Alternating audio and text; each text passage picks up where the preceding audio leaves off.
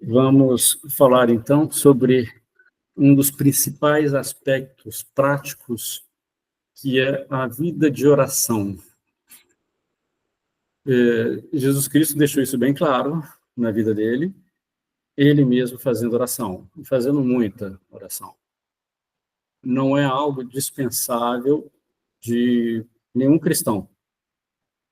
E, apesar de nós não termos todos os exemplos que esperaríamos ter, isso não nos dispensa da necessidade de nós fazermos oração também de uma forma regular.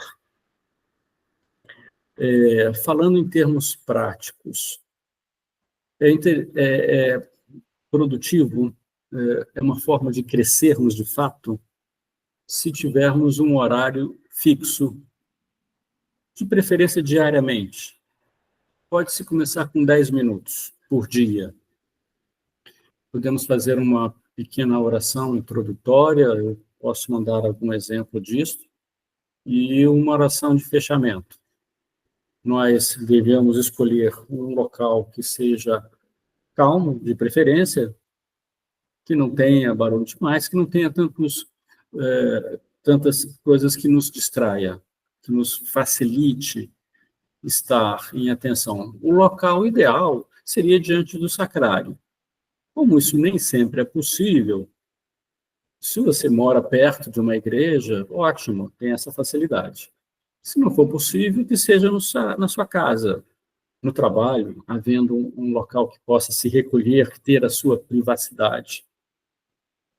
Jesus Cristo deu o exemplo de fazer oração no seu quarto. Então, ele poderia dizer que seria na sinagoga, mas não falou. A sinagoga, a igreja, é o local próprio. Não estamos dispensados das missas do domingo, mas, se possível, ir em outros horários. 10 minutos é um tempo adequado para começarmos a nos acostumar. Pode-se usar algum livro para nos direcionar, para que a gente não fique tão perdido. Por exemplo, A Imitação de Cristo. Podemos usar o próprio Evangelho, podemos usar alguns salmos. E aqui existem livros próprios para auxiliar na oração. Temos bastante coisa nesse sentido. Mas não podemos transformar a oração em uma leitura. A leitura tem o seu lugar. A oração é diferente. A oração é o contato direto nosso com Deus. Quando nós nos propomos a fazer oração, Deus deixa de fazer tudo o que ele estava fazendo e vai nos ouvir. Deus pode fazer isso, ele faz. Ele não é um ser super ocupado que nos dedica um pouquinho do seu tempo. Ele para tudo, sem deixar que nada se descuide. Mas ele é capaz de nos dar toda a atenção como se nada mais existisse no universo, só nós. A partir do momento que nós fazemos a nossa intenção de falar com ele, de ouvi-lo, nós cativamos a Deus no sentido de ele estar conosco. Ele passa a estar ao nosso lado.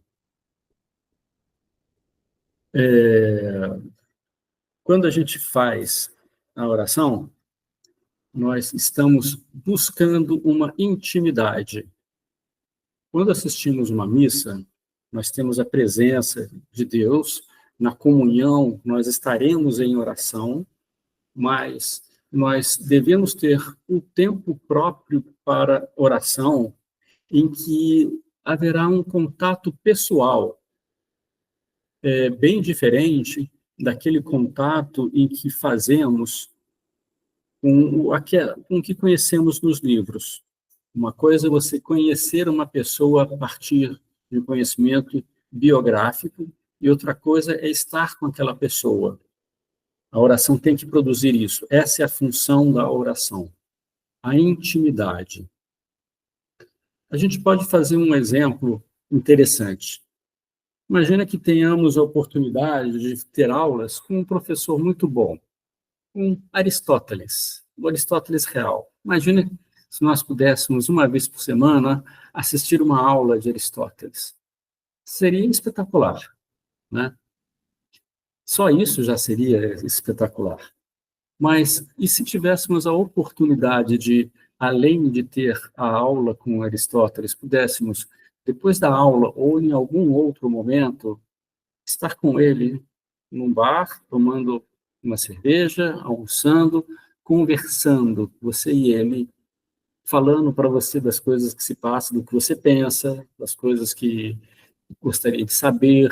Aristóteles falando sobre ele, sobre a opinião dele, sobre as coisas que ele fez, sobre quem ele conheceu. Isso geraria um contato único.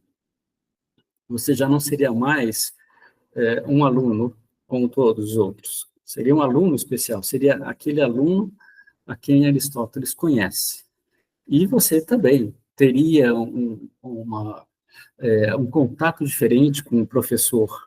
Você já não é mais apenas um aluno, é um aluno com quem se conversa, com quem se conhece coisas, e com quem até se pode trocar confidências, possa confiar e possa receber orientações, possa melhorar algumas ideias que estejam incompletas, no caso de Aristóteles. O olhar será outro, tanto o seu para Aristóteles, como o Aristóteles para você. Será outro. Isso é o que tem que ser feito com Deus. Deus não pode ser aquela divindade criadora, onipotente, inalcançável. Não pode. É onipotente, mas é alcançável porque ele se fez assim. E nós temos que alcançá-lo. Não é fácil, não é elementar, não é apenas um estalar de dedos. Nós teremos as dificuldades. Nós teremos as dificuldades da distração, das preocupações, da falta de tempo, das interrupções. Nós teremos que resolver o que for, da maneira como a gente puder melhor, tendo reservado horários em que isto não se suceda. 10 minutos por dia é um bom começo, isso pode ser desenvolvido, mas não vamos exagerar, não vamos empolgar, já começando com meia hora por dia, não é o caso. Vamos começar com pouco tempo, porque nós não estamos acostumados a isso. Uma criança, quando está aprendendo a ler, escrever, fazer contas, ela tem dificuldade. A gente que vai começar a fazer a oração também teremos alguma dificuldade nesse sentido. Não estamos acostumados a buscar ouvir o que Deus nos diz. Não se trata de uma meditação oriental de esvaziar a mente, não é isto. Na oração, nós vamos falar de nós e vamos ouvir. O que a gente ouve vem através da inspiração. Deus nos inspira. Ele não nos fala da forma como eu estou fazendo. Não haverá nenhuma espécie de voz, mas haverá uma mudança. Deus vai inspirar as ideias na medida de coisas que conhecemos, ou coisas inéditas também. Coisas que talvez nunca tenhamos pensado, Deus pode inspirar ideias neste sentido. Essas inspirações não são explicações feitas como se fosse uma aula. É uma ideia surgida de uma forma completa em que nós vamos poder desenvolvê-la com as palavras que nós quisermos usar. A inspiração traz a ideia e a nossa inteligência explica aquela ideia, aquela inspiração que nos foi dada. Nós vamos falar coisas que temos dúvidas, vamos falar coisas que aconteceram, vamos perguntar o que seria melhor fazer, nós vamos pensar sobre o que foi feito, vamos nos alegrar com Deus sobre as vitórias que tivemos, sobre dificuldades, sobre impaciências que costumávamos ter, e que no momento daquela impaciência nos lembramos dele como filhos e que, como pai, ficaria feliz de nos ver superando a impaciência.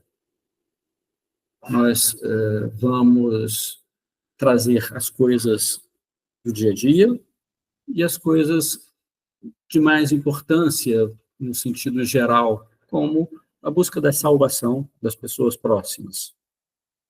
Nós não vamos nos deter apenas nesses assuntos sagrados, assim dizendo. Vamos nos deter sobre tudo que nos leva a Deus, as coisas simples. Desde o que você come, da condução que você toma, das roupas que você veste, também podem ter interesse para Deus.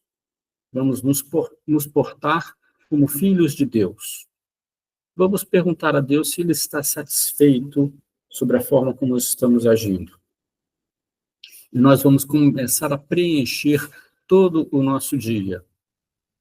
Haverá um tempo marcado, restrito, de oração. Isto não é a mesma coisa que passar o dia pensando em Deus, que é presença de Deus.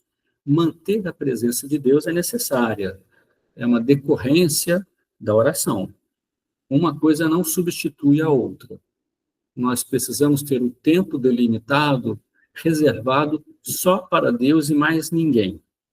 Em que não vamos atender ao telefone, não vamos dar uma parada para fazer alguma coisa que tinha esquecido, não vamos ter interrupções voluntárias, se alguém nos procurar, pedir para vir depois. Vamos ter aquele tempo marcado, combinado, que você mesmo vai escolher.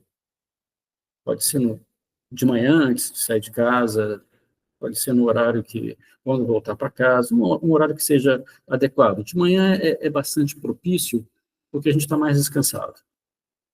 Mas, não havendo possibilidades, isso haverá em algum outro momento, desde que seja algo regular, desde que seja diário, desde que você tenha aquele tempo ocupado para falar com Deus todos os dias. Haverá dias de aridez. Dizem que não sai nada, e você não consegue se concentrar, que você não consegue realmente parar para pensar no que devia. Haverá, sempre. E mesmo assim a gente vai continuar. Essa é a nossa luta. Esse é o nosso esforço. Isso conta. Ainda que tenha sido aparentemente improdutivo, isto deverá contar para o nosso crescimento de amor a Deus, que no fim das contas é o que nos interessa. Nós vamos criar esta intimidade com Deus e essa intimidade deve nos transformar. Aos poucos a gente vai começando a se dar conta de coisas que não agradam a Deus. Um certo egoísmo em escolher as melhores coisas, vou esconder um pouco aqui aquele doce de leite que estava acabando, para que ninguém coma, porque eu quero comê-lo. Essas malandragens que a gente faz pensando em nós, mesmo que sejam coisas pequenas, né? As coisas pequenas estão presentes todos os dias, são elas que importam. As coisas grandes acontecem em poucas ocasiões na nossa vida. Não podemos deixar para amar a Deus nas coisas grandes. Nelas também, é claro, né? Então, uma tomada de decisão, então, um casamento, por exemplo. Deus não pode ficar de fora, mas a gente não vai ficar tomando essa decisão sempre.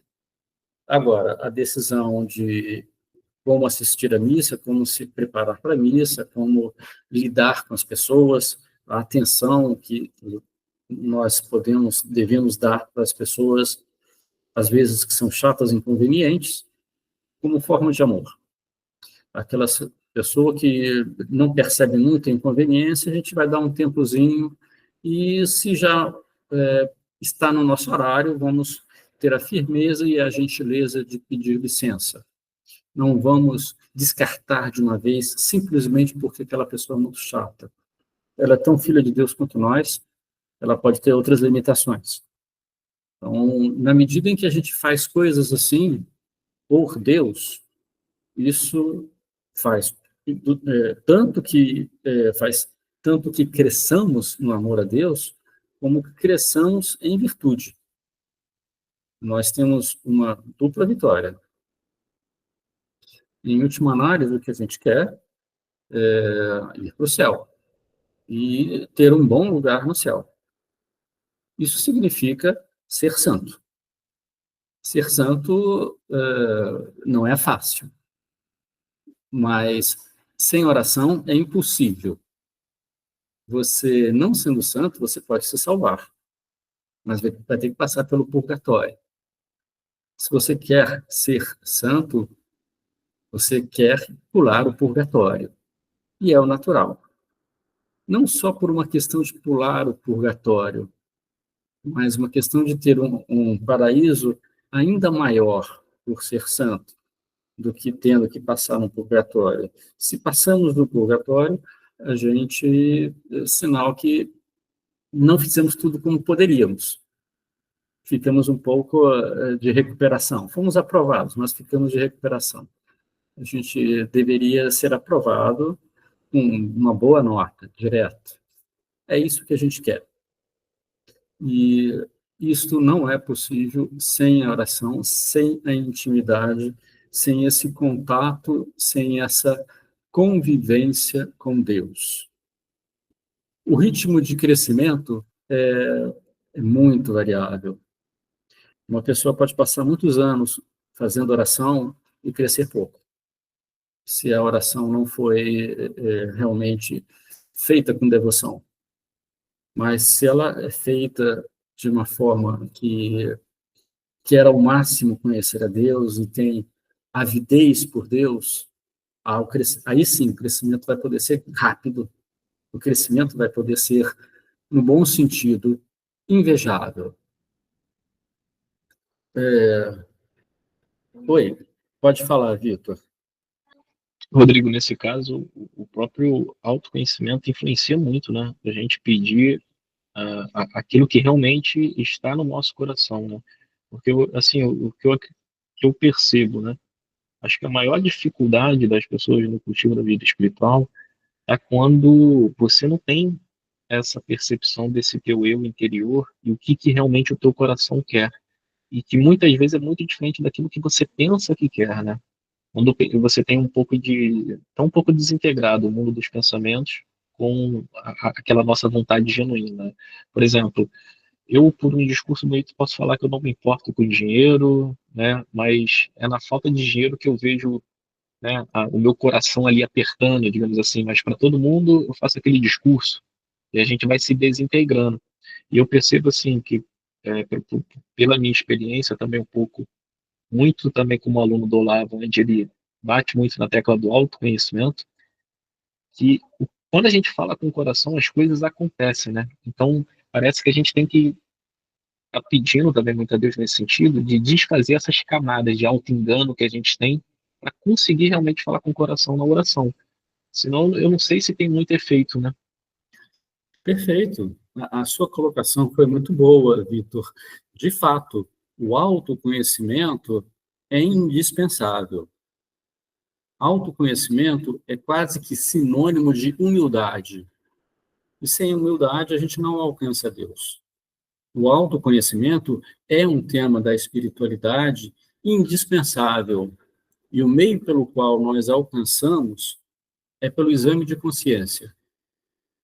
São métodos desenvolvidos pelas pessoas de piedade ao longo desses 2 milênios para nos desenvolvermos.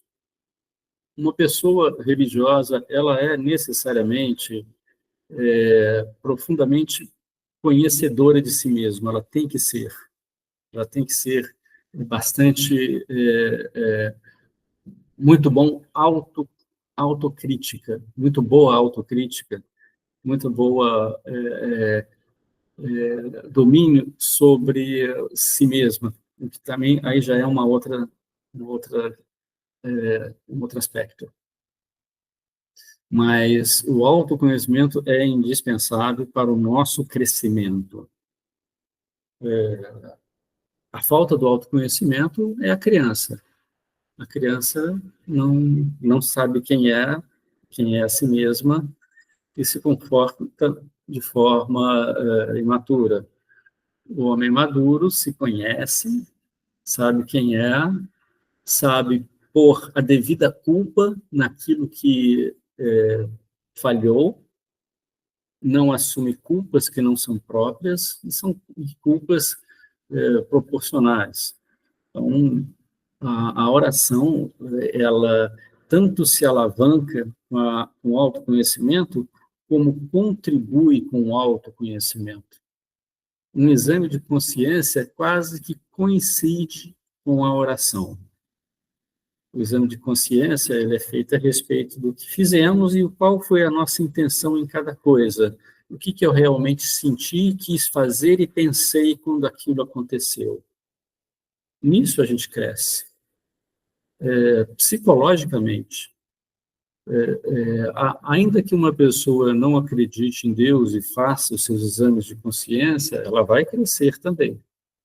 Um processo psicoterápico acelera esse autoconhecimento. O psicólogo competente mostra a cada pessoa que ele trata faces que o próprio paciente não tinha visto de si mesmo, de forma que, vendo a si melhor, tanto nas qualidades como nos defeitos, nós podemos nos apresentar melhor a Deus, com o que somos. E é tudo o que a gente quer, né? Então, o nosso autoconhecimento contribui na nossa felicidade, de não nos iludirmos conosco mesmo, e auxilia também que a gente consiga se aproximar de Deus. A gente tem aquele exemplo do fariseu, do publicano na sinagoga rezando, e que o fariseu estava fazendo oração, mas ele estava se comparando e se pondo num nível superior. Bom, olha, ainda que ele estivesse num nível superior de algumas qualidades, ele estava se vangloriando, e isso é muito aversivo a Deus, porque se uma pessoa tem qualidades, é porque Deus deu esses talentos para que a pessoa usasse, para amar a Deus, e não para sua autossatisfação, né?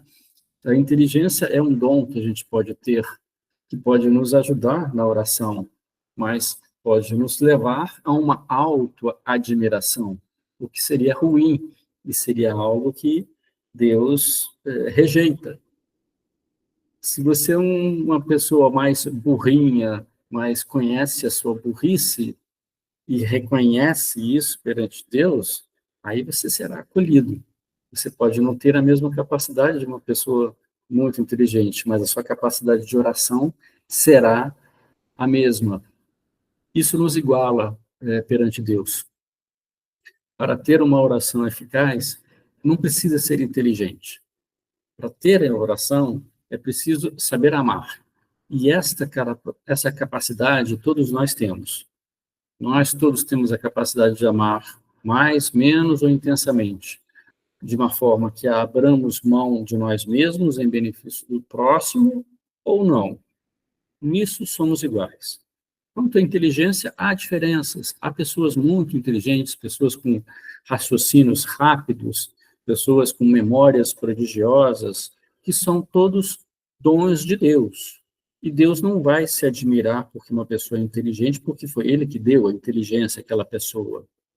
Deus vai gostar quando aquela pessoa inteligente agradece a inteligência que tem e reconhece que aquilo é um dom e pergunta a Deus sobre como usá-la para benefício dos outros, porque assim nos foi ensinado, né?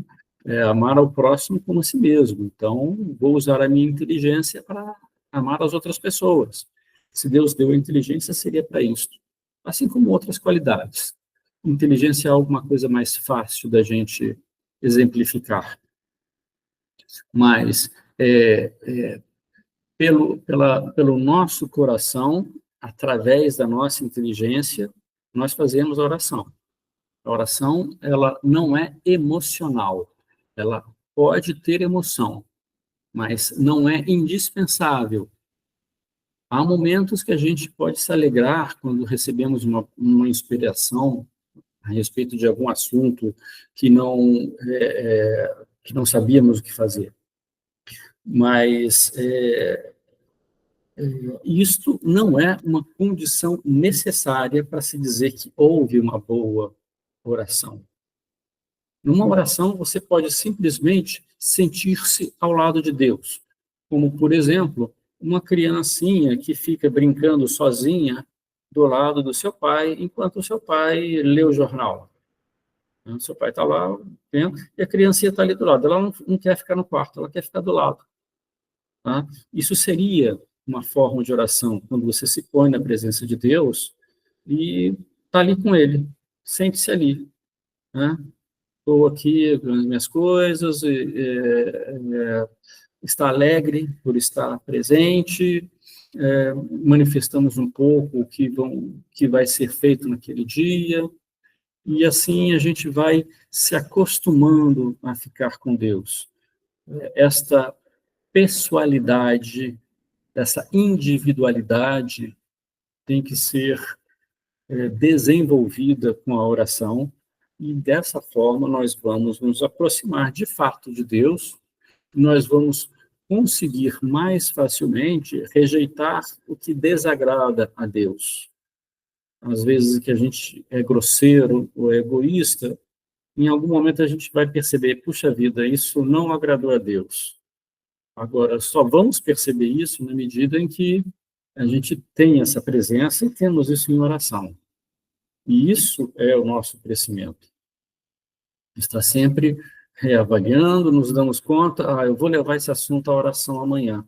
Esse assunto, eu fui grosseiro com aquele funcionário, porque eu estava de mau humor. Então, vou fazer uma oração por ele, vou pedir perdão a Deus e vou procurar evitar que isso aconteça. Vou tentar crescer na virtude da temperança, para que, sendo autocontrolado, eu possa amar o próximo melhor, e é claro que isso vai satisfazer a Deus, além de nos tornarmos pessoas melhores. Não há como amarmos mais a Deus sem nós melhorarmos humanamente. As duas coisas vão juntas. O homem só se completa em Deus. O homem pode até ter virtudes e ser ateu, mas ele não será totalmente completo. Na minha opinião, a honestidade plena só é possível para quem acredita em Deus. Eu acho que o homem que não acredita em Deus vai ter um preço em que ele se vende, seja por dinheiro, seja por outra coisa. Somente tendo a Deus, a pessoa consegue manter-se plenamente íntegra, porque se Deus não existe, se não há uma vida depois da morte, para que eu vou me esforçar com a honestidade, se a honestidade não vai me trazer nada? Então, a pessoa pode ser íntegra, mas, na minha opinião, se não há uma crença, haverá um momento em que ela vai falhar. Assim como outras virtudes, outras qualidades também. A honestidade também é uma coisa fácil de se exemplificar, mas o pleno desenvolvimento das virtudes, ele se torna muito mais viável quando ele é feito com a visão em Deus. Né? Eu quero ser elegante, mas eu quero ser só elegante para os outros. Então, haverá momentos em que eu estou meio relaxado. Então, você ter a sua elegância, claro que em casa a gente vai ficar mais à vontade, né? Mas, na medida em que a gente vive a elegância para a presença de Deus, isso tem que vir junto com uma humildade também, sem uma arrogância da sua aparência, o que torna essa virtude mais perfeita. Assim, todas as coisas. Dessa forma, os assuntos para a oração, eles são infinitos, porque todos os nossos dias terão coisas a serem ditas, a serem faladas, a serem pedidas, a serem agradecidas. A gratidão, a gente não se dá conta quando a gente tem saúde, quando tudo funciona bem, parece que tudo é naturalmente assim, né? Desde a simples situação de ficarmos de pé, que já é algo extraordinário, até a situação de exercer pensamentos, de chegar a conclusões, de ativar o nosso cérebro para aquilo que a gente precisa resolver, manter todo um metabolismo funcionante, de forma que a gente tenha liberdade para fazer aquilo que a gente decidiu fazer. Bom, motivos para agradecer não são infinitos, a gente não poderia fazer outra coisa, não vamos poder ficar só no agradecimento. Vamos agradecer, mas vamos pedir, vamos conversar, vamos nos aproximar de Deus. Então, a proposta que fica a partir de hoje é que se reserve, inicialmente, 10 minutos por dia, fazendo uma oração introdutória, escolhendo um local adequado, um horário que seja propício. E nós podemos, inclusive, continuar conversando a respeito disso, mesmo fora do horário dos nossos encontros, para ver como é que isso está indo. É assim que a gente cresce. Não crescemos em vida espiritual sem oração. E nós precisamos sempre de ajuda. Eu não cresci sozinho. Aliás, sozinho eu nunca tive. Eu sempre tive e tenho quem me ampare. A igreja é isso. É o recíproco amparo uns dos outros. Jesus Cristo foi o primeiro, deu a graça para os apóstolos, que começaram, que, por sua vez, transmitiram através como instrumentos do Espírito Santo a graça a outras pessoas, que, por sua vez, foram servindo de exemplos e suporte para todos. Assim que a igreja se sustenta, de um para um. De modo que, além dessas apresentações, eu me disponho também a esclarecer dúvidas, a conversar, a ver aspectos pessoais que possam surgir no desenvolvimento da vida espiritual.